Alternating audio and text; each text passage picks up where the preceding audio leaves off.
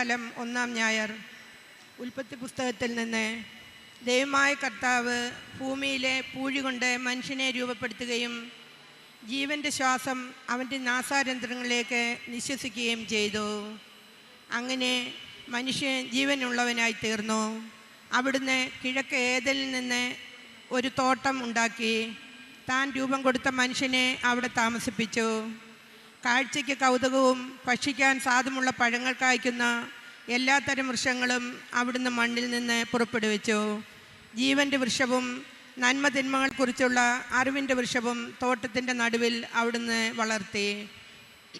ദൈവമായ കർത്താവ് സൃഷ്ടിച്ച എല്ലാ വന്യജീവികളിലും വെച്ച് കൗശലമേറിയതായിരുന്നു സർപ്പം. അത് സ്ത്രീയോട് ചോദിച്ചു, തോട്ടത്തിലെ ഒരു വൃക്ഷത്തിൻ്റെയും ഫലം തിന്നരുതെന്ന് ദൈവം കൽപ്പിച്ചിട്ടുണ്ടോ? സ്ത്രീ സർപ്പത്തോട് പറഞ്ഞു, തോട്ടത്തിലെ വൃക്ഷങ്ങളുടെ പഴങ്ങൾ ഞങ്ങൾക്ക് ഭക്ഷിക്കാം.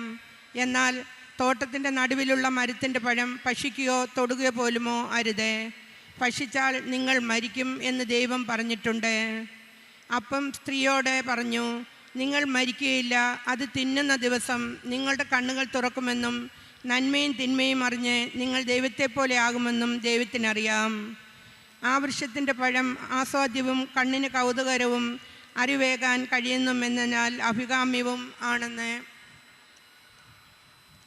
കണ്ട് അവൾ അത് പറിച്ചു തിന്നു. ഭർത്താവിനും കൊടുത്തു, അവനും തിന്നു. ഉടനെ ഇരുവരുടെയും കണ്ണുകൾ തുറന്നു. തങ്ങൾ നഗ്നരാണെന്ന് അവരറിഞ്ഞു. അത്തിയിലകൾ കൂട്ടിത്തുന്നി അവർ അരക്കച്ചയുണ്ടാക്കി. കർത്താവേ, ഞങ്ങളിൽ കനിയണമേ, എന്തെന്നാൽ ഞങ്ങൾ പാപം ചെയ്തു. കർത്താവേ, ഞങ്ങളിൽ കനിയണമേ, എന്തെന്നാൽ ഞങ്ങൾ പാപം ചെയ്തു. ദൈവമേ, അങ്ങയുടെ കാരുണ്യത്തിനൊത്ത്